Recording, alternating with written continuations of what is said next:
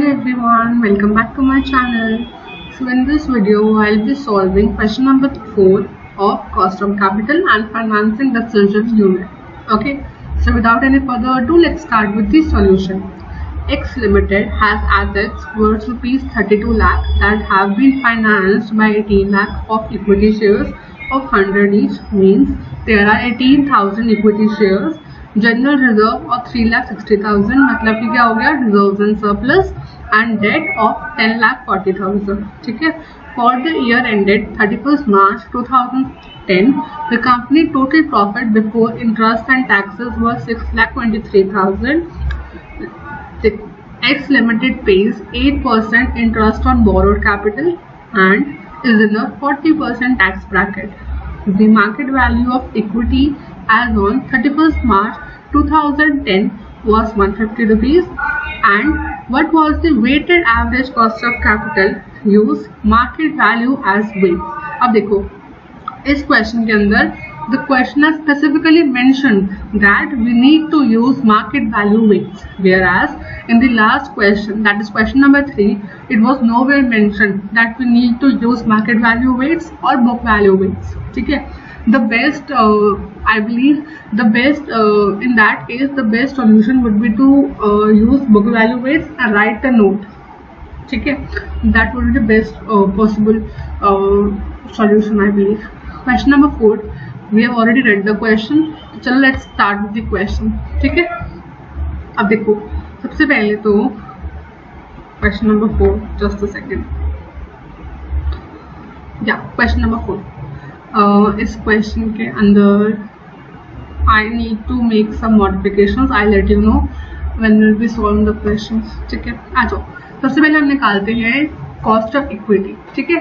Standard जो हम use करते हैं कॉस्ट ऑफ इक्विटी निकालने के लिए फॉर्मूला, वो बेसिकली कौन सा होता है, D1 upon P0 plus G into 100. वो होता है डिविडेंड ग्रोथ मॉडल का. लेकिन it is not at all important कि हाँ वही वाला फॉर्मूला से आपको कॉस्ट ऑफ इक्विटी निकालनी पड़े. There are multiple formulas. I guess there are 6 और मोर फॉर्मूलाज जिनको यूज करके we can calculate cost of equity. ठीक है.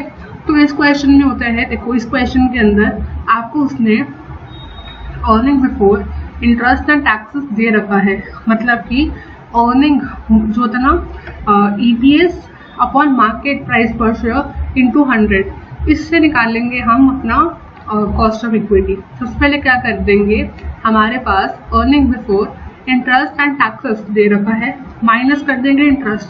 अब हम इंटरेस्ट तो देते हैं जो बोरोड कैपिटल उस पर देंगे, सॉरी जो डेट है 10,40,000 का, इसके ऊपर हम देंगे 8% का इंटरेस्ट. ठीक है. 10,40,000 इंटू 8%, 83,200 आ गया. माइनस कर देंगे तो क्या आ जाएगा, 5,39,800. ये क्या आ गया आपके पास, आ गया अर्निंग बिफोर टैक्स. हमें टैक्स का रेट गिवन है 40%, तो 5,39,800 इंटू कर देंगे 40%, कितना आता है 2,15,920.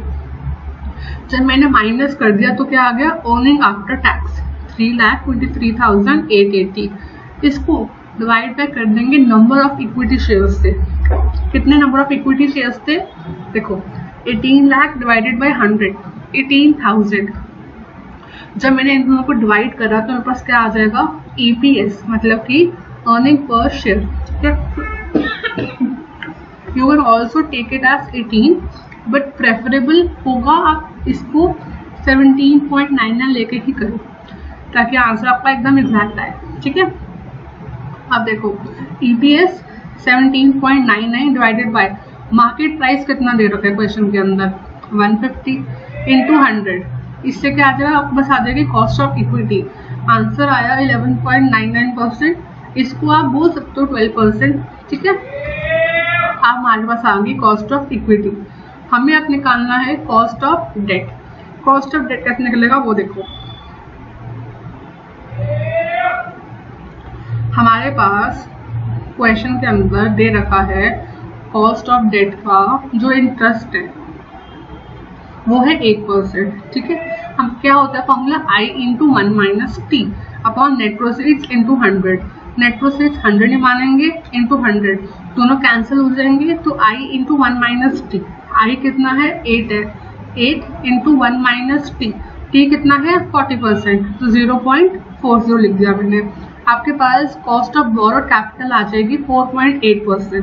ठीक है, अब मेरे पास बोरोड कैपिटल भी आ गई। अब देखो एक चीज वो क्लैरिफाई करनी है अभी, वो ये है कि आई बिलीव ये जो क्वेश्चन के अंदर सॉल्यूशन दे रखा है 10 ईयर के अंदर, दिस इज समवट इनकरेक्ट। वैसे मैं क्यों बोल रही हूँ वो देखो, जब भी हम मार्केट वैल्यू वेट से क्वेश्चन सॉल्व करते हैं और अगर आपके पास रिजर्व एंड सरप्लस का डेटा गिवन है तो पता है क्या करते हैं, सबसे पहले हम टोटल जो मार्केट वैल्यू है ना वो निकाल लेंगे। कैसे आएगी, number of equity share into market price of the share. तो जब हम वो करेंगे 18,000 इंटू 150, 18,000 इंटू 150, आंसर आ जाएगा 27 लाख। ठीक है, ये टोटल मार्केट वैल्यू है। अब जो टोटल मार्केट वैल्यू है इसके अंदर क्या है, इस जो टोटल मार्केट में चल रही है वैल्यू, ये सिर्फ इक्विटी की नहीं है, ये equity at the same time reserves and surplus की भी तो है। ठीक है, जो मार्केट वैल्यू हमारे पास टोटल आती है इसको हम डिवाइड करते हैं book value of equity and reserves के अंदर। इन दोनों की एक बारी पहले देखो, जो बुक वैल्यू है 18 लाख डिवाइडेड बाय 3,60,000, 5:1, मतलब कि अगर हमारे बुक वैल्यू के अंदर 5 इक्विटी है तो 1 रिजर्व एंड सरप्लस भी है, मतलब कि इन दोनों की रेशो कितनी है 5:1 है। जो मार्केट वैल्यू है इसको हम डिवाइड कर देंगे 5:1 के अंदर, तो कितना आ जाएगा 27 लाख डिवाइडेड बाय 6 इंटू 5, मतलब 22,50,000 आ जाएगी आपकी इक्विटी की वैल्यू एंड 4,50,000 आपकी आ जाएगी रिजर्व एंड सरप्लस की value as per market value weights. ठीक है, let me tell you once again, कोई कंफ्यूजन नहीं होनी चाहिए इसके अंदर। सबसे पहले देखो, जो मार्केट में चल रही है आपकी वैल्यू इक्विटी की, that is inclusive of the share price and at the same time जो रिजर्व एंड सरप्लस आपकी कंपनी की हैं उन दोनों की चल रही है वैल्यू। ठीक है, हम पहले निकाल लेंगे टोटल मार्केट वैल्यू। ठीक है, वो कैसे आएगी, number of equity shares into market price पर शेयर, 27 लाख रुपीस आ गई टोटल मार्केट की वैल्यू। अब इसको हम डिवाइड कर देंगे बुक वैल्यू जो आपकी इक्विटी की चल थी और जो आपकी रिजर्व एंड सरप्लस की थी book value, that is 18 lakh और 3,60,000। इन दोनों के बाद रेशो निकाल लेंगे, वो कितनी आती है, वो आती है 5:1। तो जो 27 लाख है इसको हम डिवाइड कर देंगे 5:1 में एंड 5 करेंगे जब डिवाइड तो क्या हो जाएगा 27 लाख डिवाइडेड बाय 6 इंटू 5, 22,50,000 आपकी आ जाएगी इक्विटी की वैल्यू, 22,50,000 आपकी आ जाएगी इक्विटी की वैल्यू एंड जनरल रिजर्व आ जाएगा 4,50,000। ठीक है, I hope this is clear. ठीक है, ये कितना है, ये है 22,50,000। I hope you are able to understand it. ठीक है, या just let me just write it again, कहीं कोई कंफ्यूजन नहीं होनी चाहिए। 22,50,000।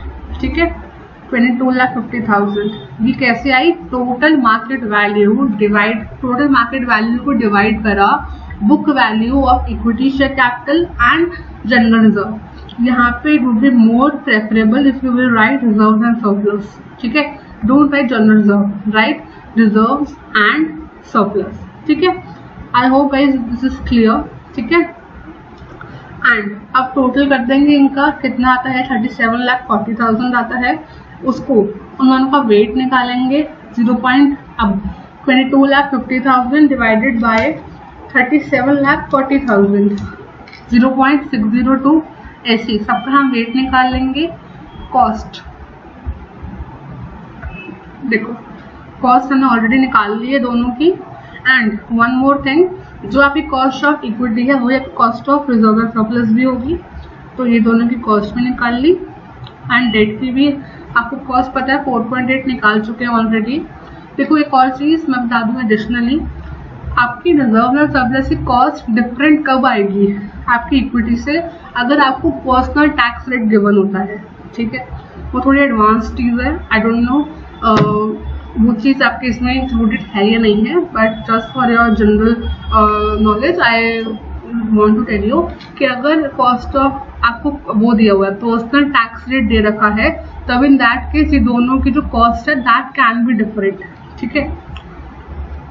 नॉर्मल आप मल्टीप्लाई कर देंगे वेट इनटू कॉस्ट को, टोटल कर लेंगे तो क्या आ जाएगा WACC, ठीक है। देखो guys, it was very easy for me कि मैं बोल देती कि हाँ जो करा हुआ है वो ठीक है, and just do this solution the way it is given in 10 year, ठीक है। No one would have question me कि हाँ ऐसा कैसे, but as per the concept this question is wrong, I personally believe this thing, ठीक है। क्योंकि इन्होंने कोई वो नहीं कर रखी, बाइफिकेशन नहीं कर रखी between reserves and surplus and equity share capital, ठीक है। I believe this is totally right, ठीक है। In case of any doubt, please feel free to ask. Would definitely love to solve your doubts, and thank you for watching the video.